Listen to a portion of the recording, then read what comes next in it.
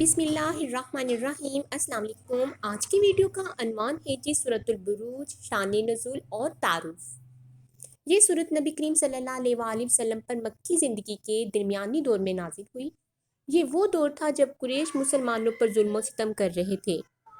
نبی کریم صلی اللہ علیہ وآلہ وسلم عشاء کی نماز میں سورۃ البروج اور سورۃ الطارق کی بھی تلاوت فرماتے تھے۔ اس صورت کے آغاز میں اللہ سبحانہ وتعالیٰ نے چند قسمیں بیان فرما کر اصحاب الاخدود یعنی خندقوں والوں کی ہلاکت کا اعلان کیا کہ ان کے لیے دنیا میں بھی سزا ہے اور آخرت میں جہنم کا عذاب ہے۔ ساتھ ہی اہل ایمان کو خوشخبری دے کہ مشکلات پر صبر کرنے والوں کے لیے جنت ہے۔ پھر اس بات سے آگاہ فرمایا کہ اللہ سبحانہ وتعالیٰ کی پکڑ بہت سخت ہے، جس سے فرعون، سمود اور اصحاب الاخدود جیسے ظالم لوگ نہیں بچ سکتے۔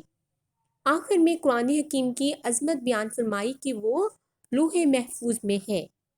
Subscribe my YouTube channel. Thanks for watching. جزاک اللہ۔